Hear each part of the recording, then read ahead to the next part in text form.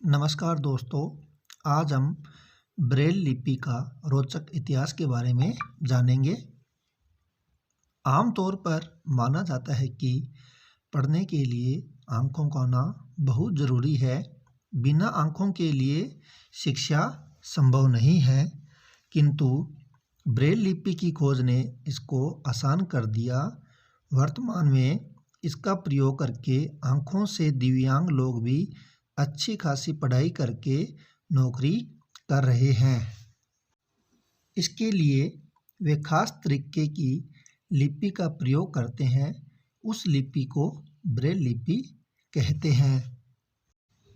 4 जनवरी को पूरी दुनिया में विश्व ब्रेल दिवस मनाया जाता है। ब्रेल लिपि के आविष्कारक लुई ब्रेल का जन्म हुआ था।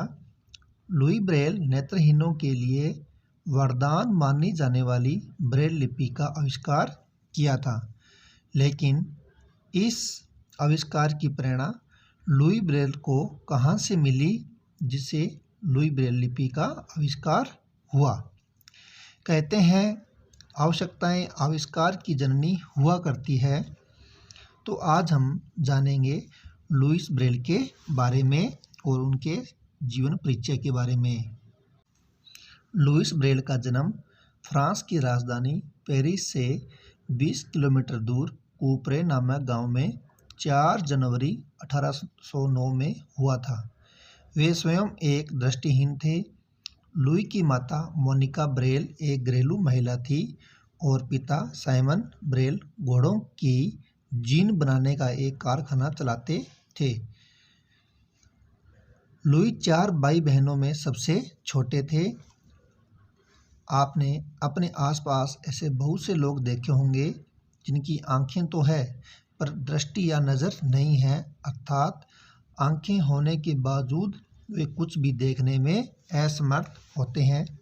आज हम ऐसे दृष्टिहीन लोगों को बहुत सामर्थ्य के साथ अनेक जगहों पर काम करते हुए देखते हैं, लेकिन पहले ऐसा नहीं था।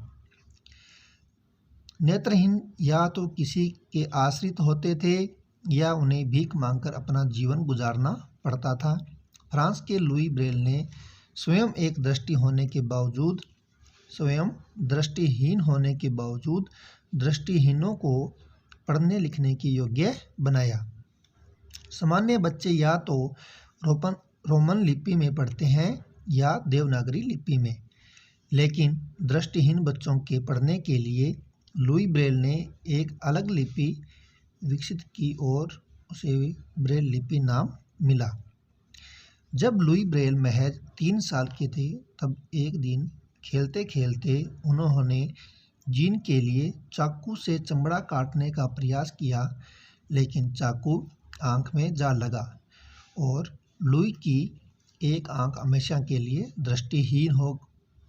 उस आंख में हुए संक्रमण की वजह से कुछ दिनों बाद उन्हें दूसरी आंख से भी दिखना बंद हो गया और वे पूरी तरह दृष्टिहीन हो गए।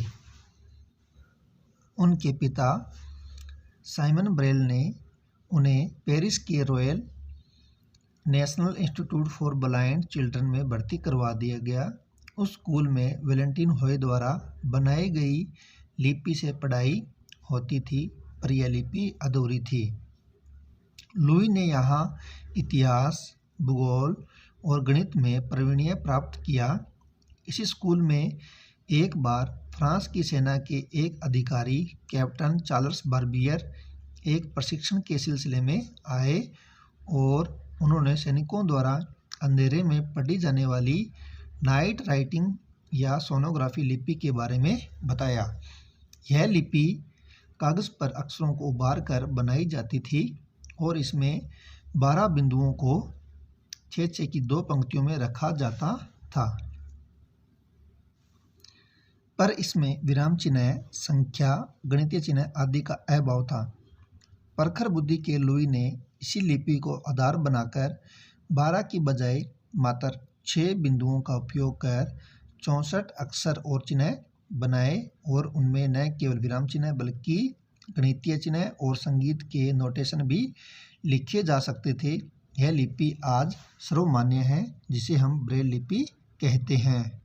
लुईस ब्रेल ने मात्र 15 वर्ष की उम्र में लुई ने यह लिपि बनाई।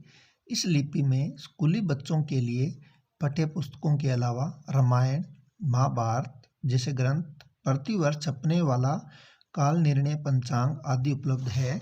ब्रेल लिपि में पुस्तकें भी मिलती है।